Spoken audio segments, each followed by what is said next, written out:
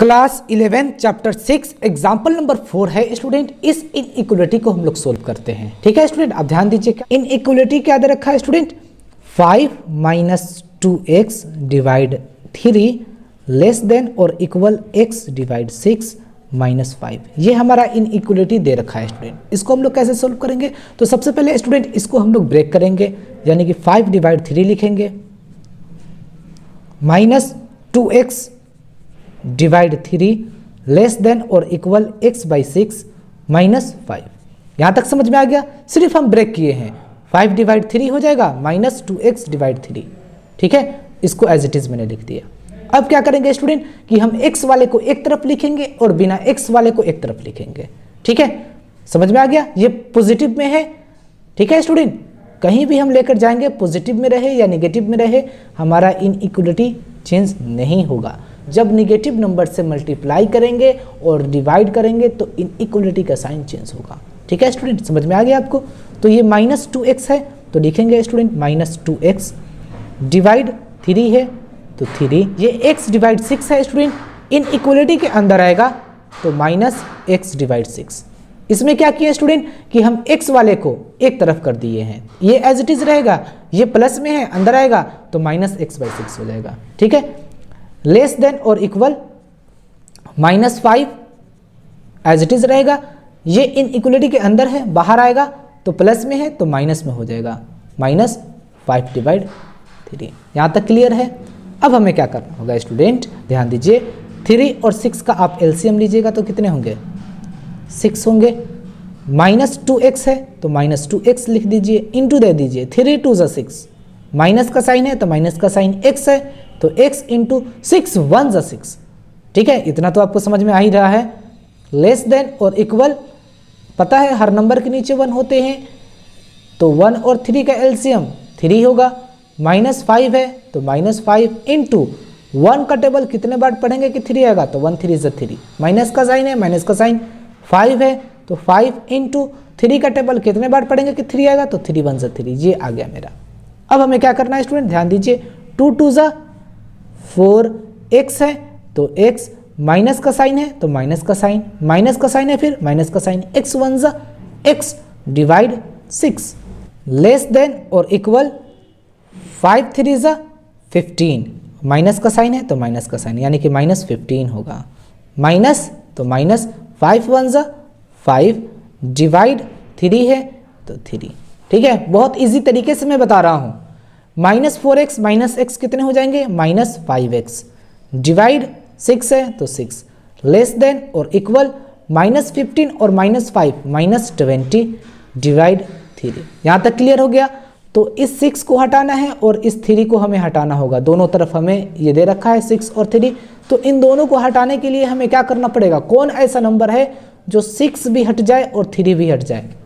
तो वह नंबर 6 है स्टूडेंट। 6 नंबर से आप मल्टीप्लाई कीजिएगा इधर भी। ठीक है, इनइक्वलिटी के अंदर और इनइक्वलिटी के बाहर, तो ये जो 6 है ये कट जाएंगे और ये 3 है तो 3 2 6, ये भी कट जाएगा। समझ में आ गया? कुछ नहीं बचा डिनोमिनेटर में, यहाँ भी कुछ नहीं बचा तो क्या बचा? Minus 5x। ये खुद से किए हैं 6 और 6, आपको खुद से लिखना है इसलिए क्योंकि ये 6 देख लीजिए और 3 है, तो आपको वो करना है कि 6 रखेंगे तो ये 3 भी कट जाएगा और ये 6 भी कट जाएगा। ठीक है, इसी तरीके से आप कीजिएगा। माइनस 5x, ठीक है, लेस देन और इक्वल 20 2 40। माइनस का साइन है तो माइनस का साइन। यहाँ तक आपका क्लियर हो गए? यहाँ आपको ध्यान देना बहुत जरूरी है। ये निगेटिव साइन है तो इनइक्वलिटी का साइन चेंज होगा। जब निगेटिव नंबर से डिवाइड देते हैं या मल्टीप्लाई करते हैं तो इनइक्वलिटी का साइन चेंज हो जाता है। ठीक है, तो ये x लिखेंगे और ये लेस देन है तो ग्रेटर देन हो जाएगा। इक्वल का साइन लगा हुआ है तो इक्वल का साइन भी लगेगा। इसको क्या पढ़ेंगे? ग्रेटर देन और इक्वल। माइनस 40 है तो माइनस 40 और ये माइनस 5 है स्टूडेंट, इनइक्वलिटी के बाहर जाएगा तो माइनस 5 डिवाइड में होगा। ठीक है, माइनस होने की वजह से हम लेस देन से ग्रेटर देन में करना पड़ा है। समझ में आ गया? और इक्वल लगा हुआ है यहाँ भी तो यहाँ भी लगेगा। समझ में आ गया? माइनस से माइनस कट जाएगा, 5 8 40, यानी कि x ग्रेटर देन और इक्वल 8। ठीक है, तो हमारा आंसर क्या होगा स्टूडेंट? यहाँ समझ लीजिए आप। Solution set of x, set of x equal to क्या हो जाएंगे। तो इसको समझने के लिए स्टूडेंट हमें नंबर लाइन का सहारा लेना पड़ेगा ताकि आपको कभी भी दिक्कत नहीं होगा लिखने में, ठीक है, इसका आंसर। तो चलिए लिखते हैं, देख लीजिए स्टूडेंट, ये नंबर लाइन है, पता है ये क्या कह रहा है आपसे, x ग्रेटर देन और इक्वल 8, 8 कह रहा है ना, फिर तो ये पता है ये 0 होते हैं, ये 1 होते हैं, राइट साइड की तरफ पॉजिटिव में होंगे सारे, 2 3 4 5 6 7 8, ठीक है, और ये कहाँ तक होगा, 9 भी होगा, 10 भी होगा, ठीक है, डैश डैश कहाँ तक, इन्फिनिटिव तक होंगे, ठीक है, समझ में आया। तो आपसे क्वेश्चन में क्या कह रहा है, आपका आंसर क्या आया है स्टूडेंट, ये आया है x ग्रेटर देन और इक्वल 8, इक्वल का साइन लगा हुआ है स्टूडेंट, तो इसका मतलब ये होता है कि हमारे 8 भी शामिल होंगे, ठीक है। तो सॉल्यूशन ऑफ सेट क्या लिखेंगे, 8 लिखेंगे, लेकिन ब्रैकेट ये वाला लगेगा, इसको एक स्क्वायर ब्रैकेट बोलिए या रेक्टेंगुलर ब्रैकेट लिखिए, किसी तरीके से भी लिखिए, ठीक है। कह रहे हैं ना x greater than 8, greater than 8 और इक्वल, तो 8 से बड़ा यानी कि ये पॉजिटिव की तरफ जाएगा साइन। अगर हम कहें कि 8 से बड़ा नंबर क्या होगा, तो 9 10 11 12 ऐसे ही इन्फिनिटिव्स तक होंगे, मतलब हम कंपेयर भी नहीं सकते, इन्फिनिटिव्स तक होंगे, लाखों करोड़ों अरबों भी हो जाएंगे फिर भी खत्म नहीं होंगे, समझ में आ गया स्टूडेंट, ओके। लेकिन इक्वल लगा हुआ है यहाँ पर, तो ये वाला ब्रैकेट होगा, और ये वाला ब्रैकेट क्या इंडिकेट करता है, इसको हम एक स्क्वायर ब्रैकेट बोलिए आप या रेक्टेंगुलर ब्रैकेट बोलिए, ये इंडिकेट ये करता है स्टूडेंट कि हमारे 8 भी इंक्लूड्स हैं, ठीक है, हमारे 8 भी इंक्लूड्स हैं, समझ में आया स्टूडेंट।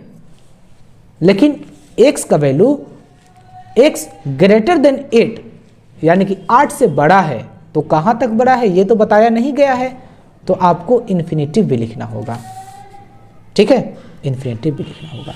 तो ये स्टूडेंट तो पता है कि 8 के बराबर है और 8 से बड़ा है, लेकिन कहाँ तक बड़ा है ये तो पता नहीं है, तो इन्फिनिटिव लिखे हैं, तो इसके लिए ये वाला ब्रैकेट लिखे हैं, एक स्क्वायर ब्रैकेट, ठीक है, या रेक्टेंगुलर ब्रैकेट, तो इसके लिए क्या लिखेंगे, तो इसके लिए ये वाला ब्रैकेट होगा, ओपन ब्रैकेट की तरफ इसी तरीके से लिखे जाते हैं। और इसका मतलब ये होता है स्टूडेंट कि हमारे इन्फिनिटिव इंक्लूड नहीं है, ठीक है, क्योंकि कहाँ तक दे रखा है, x ग्रेटर देन और इक्वल 8 है, तो कहाँ तक 8 बड़ा है ये तो दिया नहीं गया है, ठीक है स्टूडेंट। तो इसीलिए हम क्या लिखेंगे, 8 लिखेंगे और इन्फिनिटिव लिखेंगे और इस तरीके से साइन लगाएंगे और फिर इस तरीके से साइन लगाएंगे, और यही हो जाएगा स्टूडेंट हमारा आंसर, ठीक है, समझ में आ गया, यही आपका हो गया आंसर। और याद रखिए स्टूडेंट, जो मैं मोस्ट इंपॉर्टेंट अब ये जानिए, ये आपको जानना बहुत जरूरी है, याद रखिएगा 8 इंक्लूड्स हैं, इन्फिनिटिव्स इंक्लूड्स नहीं है, लेकिन इसके बीच जितने भी नंबर्स होंगे, लाखों करोड़ों अरबों मिलियंस,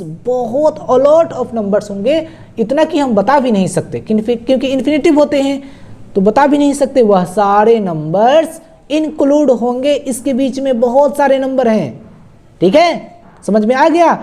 इस 8 और इन्फिनिटिव के बीच में बहुत सारे नंबर हैं, लेकिन ये साइन इंडिकेट करता है कि 8 भी इंक्लूड है और ये साइन इंडिकेट करता है कि 8 इंक्लूड्स नहीं है, लेकिन इसके बीच बहुत सारे नंबर इंक्लूड हैं, समझ में आया, इसका मतलब ये होता है, ओके।